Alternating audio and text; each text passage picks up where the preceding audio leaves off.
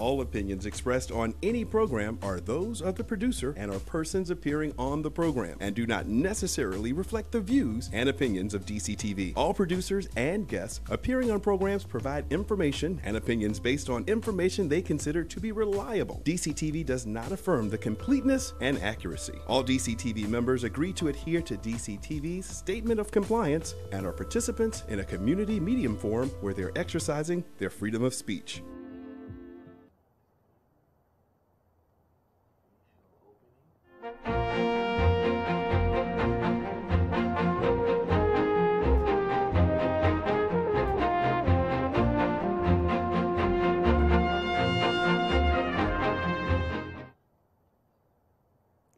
Good evening.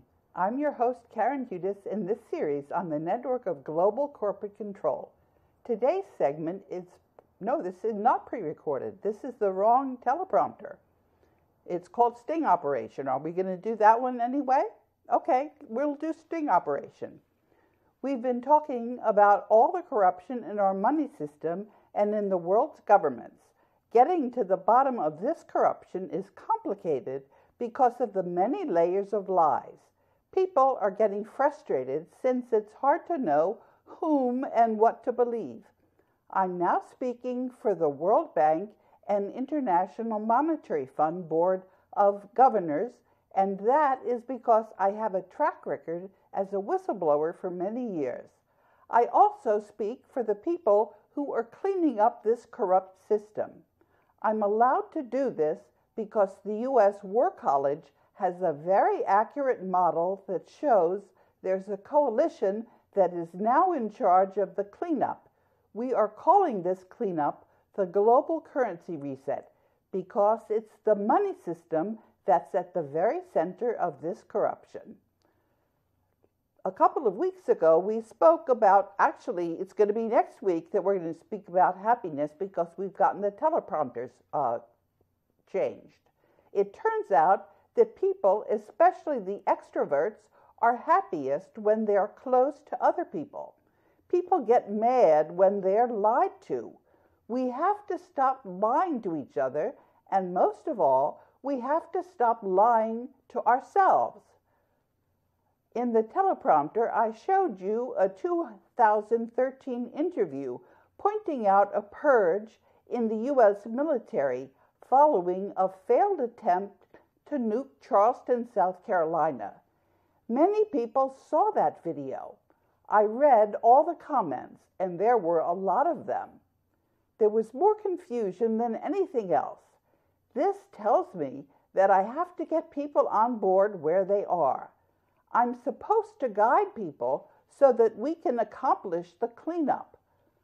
I don't want to frustrate people who want to get right to work right now, and so for those people, I'm going to provide a link in the teleprompter to the letters that I have written to the bankers who are responsible for all the corruption. And you can see this link when I upload the video tonight.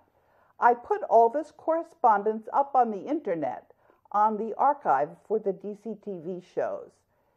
At the end of the teleprompter, I have the 2015 email to the President of the American Bar Association and the U.S. Treasury and the Board of the World Bank saying, quote, "The International Court of Justice's illegal and corrupt attempt to remove the world's monetary gold reserves from the global debt facility has been exposed. So has the CIA's treason and calumny," that means badness. "They can't prevent the world's monetary gold reserves from being minted into the world's currencies. I want to make it easy for you to believe me. That's why I'm going to put this segment up on YouTube, just like I do with all of the other segments in this 2.5-year-old series, where I answer your questions and comments. YouTube's efforts to hide my responses only calls attention to the corruption of the bankers. The bankers have a hard time learning that they're only exposing themselves that way. They're very slow learners. During the rest of this segment, I'm going to talk about 3 different sting operations. One is Gerald Celente, the other is the National Press Club and Senate Committee on Foreign Relations, and the third is the audit of the United States Monetary Gold Reserves. But first, let me talk about my personal security. This is not a subject I like to talk about, but it's an argument that some people use to say that I'm lying. They say that I must be lying because I haven't yet been killed. What kind of an argument is that? That's why I have to deal with this line of argument up front. I receive threats all the time. The last threat was from someone in Israel, and I promptly tweeted their email to me. Before I was able to get any publicity on all this corruption that I've been disclosing, I contacted a PR guy who is still with me. That way, the banking cartel knew that there was no way harming me was going to get them to solve their problem, because they're dishonest, and everybody can see that very clearly. There's no easy way out for the banking cartel through even more dirty tricks. As a matter of fact, an agent of the banking cartel contacted me and offered to publish something about me on Amazon Books a couple of weeks ago. And I asked my PR guy to tell that shyster where to get off. This morning, when I went to see that email, I found out that somebody had gone into my emails and erased them. Well, the people at DCTV got copies of it, so they haven't really done anybody any favors. In 2013, Gerald Celente asked me to write an article for his Trends journal. Then he refused to publish my article. And so I tweeted back my correspondence with Celente when he refused to run my article, together with what I have written. I just tweeted this, and my tweet said sting operation. On the 17th of September, Rania Alamar tweeted me along with Gerald Celente and 8 others, including Jeremy Corbyn and Huffington Post. And another sting operation was the National Press Club. That was part of the cover-up. Everybody knows journalists are just working for the banking cartel. In 2007, Robert Zoellick gave a speech at the National Press Club, and I was trying to get the National Press Club to realize that Robert Zoellick was covering up the corruption at the World Bank. I couldn't even get the National Press Club to admit me to Robert Zoellick's speech. I used to be a friend of a former president of the National Press Club, Sonia Hilgren. Just before she died, Sonia tried to help me end the cover-up at the World Bank. Nothing came of it, but I did get to know some of the officers of the National Press Club. In 2007, I was trying to get some press coverage and expose the corruption at the World Bank, and the National Press Club couldn't be bothered.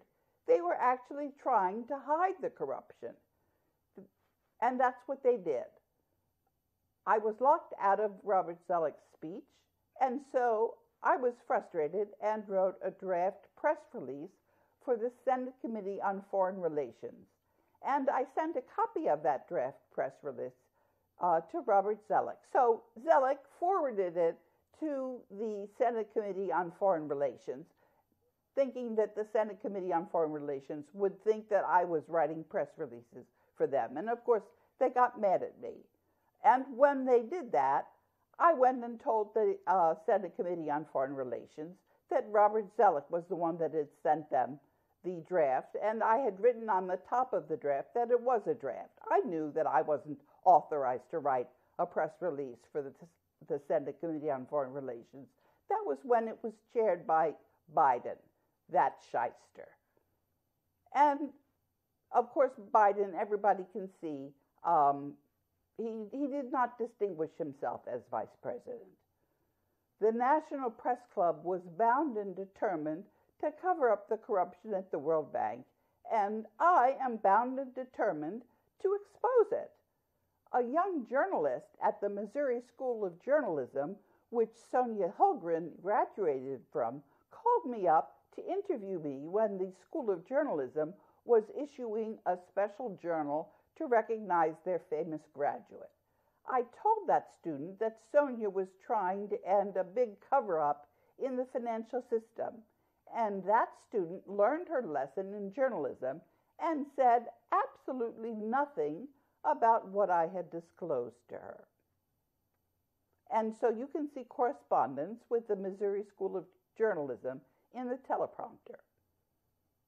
And what I wrote to them: Dear David, I've contacted all of the governors, including the governor of Missouri. The National Governors Council has also been keeping the governors informed. The National Governors Association has been captured by the network of global corporate control through something called Metro 1313. The journalism school at the University of Missouri has been implicated in the cover-up because Sonia Hilgren, one of their graduates who became president of the National Press Club, tried to end the cover-up. The journalism school didn't want to honor Sonia's memory by telling people about Sonia's real role, which was that she asked me on her deathbed to invite Robert Zoellick, then the World Bank's president, to the Farm Journal Forum. And so nothing came of it. And this is because the School of Journalism edited out the information I gave them on Sonia's role in ending the cover-up. And then I signed the letter. I have a whole chain of correspondence with the press on my website, and I copied editors of all the major newspapers and the American Society of News Editors. And I ended with a statement: I am now waiting to see whether the National Press Club will admit its own role in the cover-up. Now let's talk about gold. From time to time, the people in the United States Congress who haven't realized that we know they're only bit actors and that they are liars and that the Constitution of 1789 is suspended under a state of emergency that they are declaring behind closed doors. And they go through the motions of talking about a gold audit. They don't mean a word. At the end of the teleprompter, I put my email of March 1, 2015 to the Senate Committee on Banking.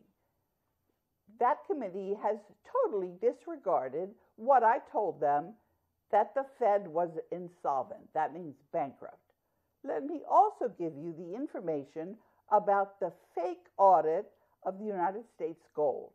I have disclosed this many, many times. Here is my latest tweet on this. You'll see that the banking cartel has interfered with the link to the bogus audit. And I made a comment in Zero Hedge about reality in the context of a fake lawsuit in a fake court by a fake U.S. government official. I say that government official is fake because the federal government has been in bankruptcy since 1933. Using the Wayback function on archive.org, I downloaded an old statement of the United States Treasury showing that there was only a paper audit of the U.S. monetary gold reserves. The underlying audit is a paper audit only. It's simply theatrics and lies by the banking cartel. We have shown that the Treasury Department doesn't exist anymore. Quote, it's an established fact that the United States federal government has been dissolved by the Emergency Banking Act on the 9th of March, 1933. And this is in the Federal Register. That was declared by President Roosevelt, that the federal government was bankrupt and insolvent.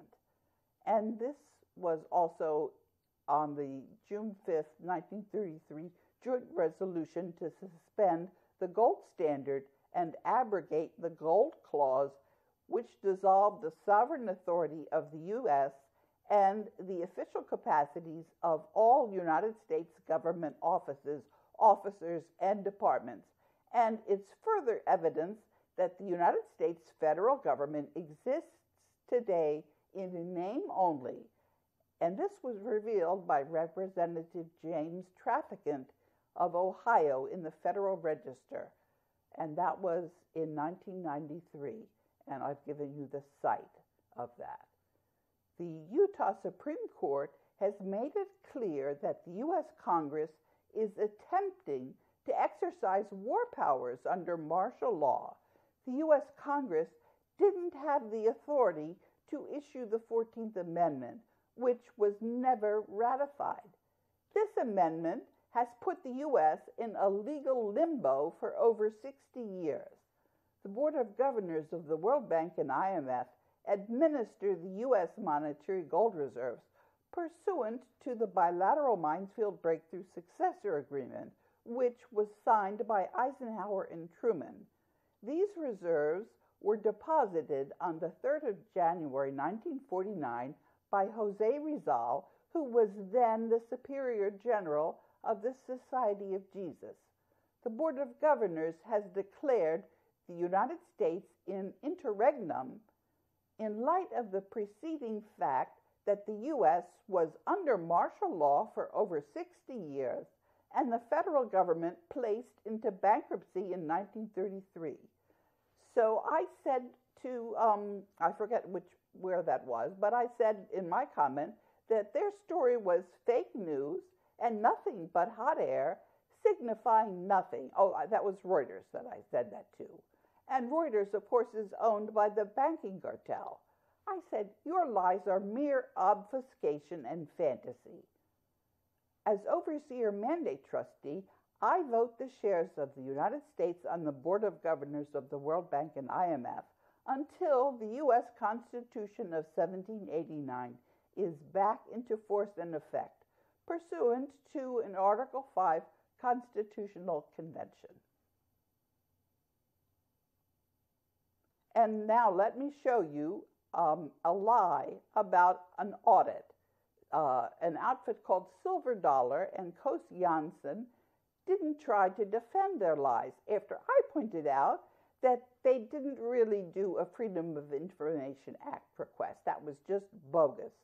And they were claiming that there was an audit, whereas I've showed you, and I used a Wayback function on the internet to show you that there was only a paper audit. And I also mentioned that in the DCTV segment, which you can see in the teleprompter. And so you can also see in the teleprompter where Coase Janssen has put his fake Freedom of Information Act request. And it was Silver Dollars that had concocted that scheme. I've been able to force the U.S. Mint, that's what they said, through a Freedom of Information Act request to hand over documents related to the physical audits of the U.S. official gold reserves. And as I've mentioned to you, there were no physical audits whatsoever. That was just all fake, all fake. And you can just scroll through that. This is in the teleprompter. As I said, this is, we're showing, this is showing the liars. That's why I call it a sting operation.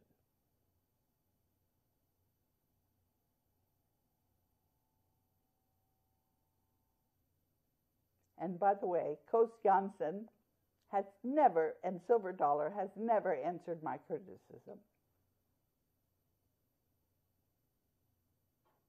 And we can scroll through. This is just Coase Janssen lying.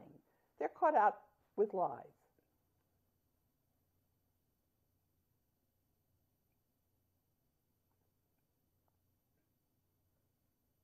And I've seen in the teleprompter they're talking about Jim Rickards. He's a CIA agent. And as we've mentioned in earlier shows, the CIA is actually headquartered in Switzerland. They're not working for the United States whatsoever. they're working for the banking cartel. And we also talked a couple of weeks ago about a memo that they wrote trying to accuse people of being conspiracy theorists when they were using logic and figuring out that the bullet that assassinated John F. Kennedy could not have had the trajectory that they gave. Of course, as we've also mentioned, John F. Kennedy was assassinated by the mafia, and that was done because he had signed something called the Green-Hilton Agreement, which accessed the monetary gold reserves in the global debt facility. So what I was saying about this Freedom of Information Act, it's a very cleverly designed lie in response to a fake Freedom of Information Act request. Fake information and no response defending the lie. So the real question, folks, is what are we going to do about this? And then I say, if there's time remaining, I'll show you what I sent the World Bank's board, to the Senate Committee on Banking, and to the National Guard. I've actually tweeted this today, and I saw that there were a lot of people that had looked at it. And by the way, when you see the tweets that people are sharing, the numbers are really kept down artificially low. Okay, so here's a letter.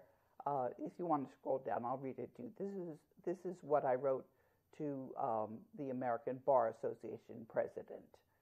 The international, hold it, you're going too fast. Go back a little bit, please, down. Thank you.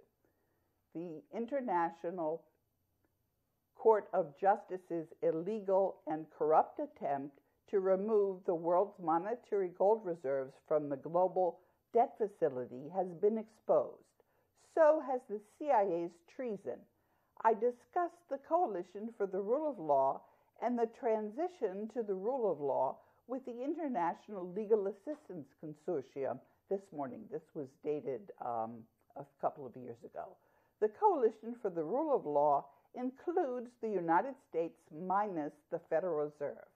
The Federal Reserve is insolvent and is in receivership in the global debt facility. The U.S. has no representation on the Board of Executive Directors of the World Bank after Sarah Aviel, then alternate executive director for the U.S. on the Board of Executive Directors, allowed Allied Barton to illegally throw me out of the World Bank headquarters on the 28th of January, 2015. I tweeted that Aviel had breached the World Bank's Articles of Agreement, and 6 days later she left the World Bank. Commander Michael Rees of D.C.'s 2nd Precinct was replaced the week following my complaint to the D.C. Board of Ethics and Government Accountability. D.C. Council's General Counsel Dave Zveniak lost his job the week I tweeted his involvement in this corruption. The U.S. Treasury officials have not been confirmed by the U.S. Senate. They may not exercise the voice and vote of the U.S. on the World Bank's Board of Executive Directors. They cannot continue this corruption by preventing me from entering the World Bank headquarters building. They cannot prevent the world's monetary gold reserves from being minted into the world's currencies. And then I signed that as acting general counsel. So what I want to say in summary is that there are monetary gold reserves. They are very real. And I happen to be an official who is allowed to speak for all the countries of the world about these monetary gold reserves. And the reason why I'm allowed to do this is because I know many of these people, and they have seen me through the 20 years that I worked in the World Bank until I was thrown out for being honest. And I'm writing real legal documents based on the world's monetary gold reserves. I put a real lien on the Fed because the Fed issued bonds that are in the global debt facility. So now all of the people in the world, I'm the world's lawyer. That's what I am. And I'm taking advice from you all we're now in a relationship, and this relationship is ongoing. People, you're not going to get rid of me that easily, but I'm here only to be your voice.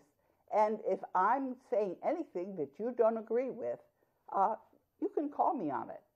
What we have all agreed to is to replace the paper currency, which is fake, with the real monetary gold that exists. And where is it? Well, what I have said in the teleprompter is that, first of all, we know where the bonds that were issued by the Fed are, and they're worth $2 quadrillion. These cancel country debt. And as to where the monetary gold is, they're buried in caves in the Philippines. And I understand there is also a lot of gold buried underneath the Philippines Plaza. And furthermore, this gold is all guarded by the world's military.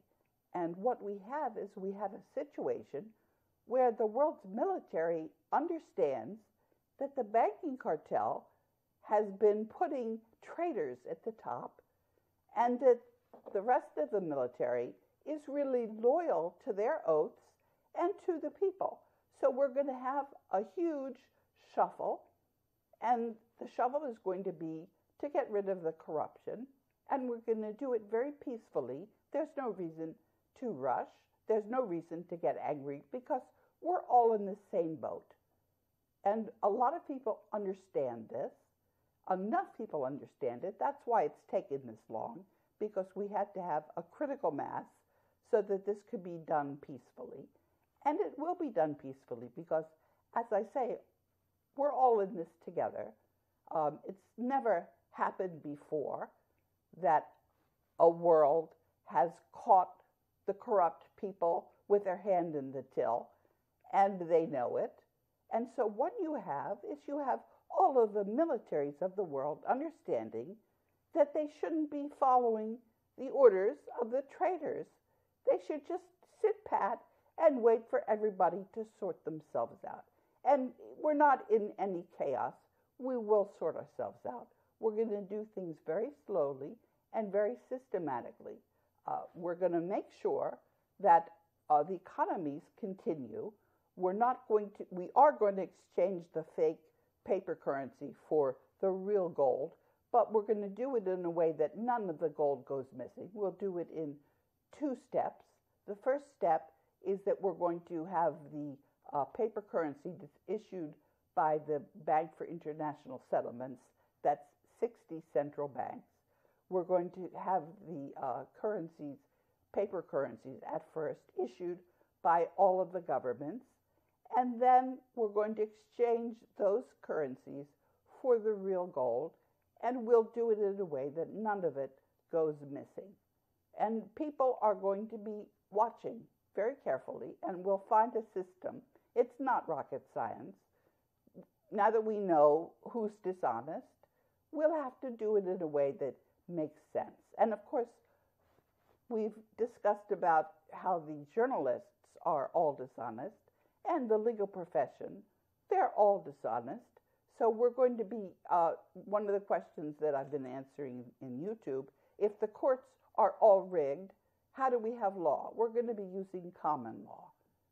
And we're going to have, people are not going to be trusting the experts.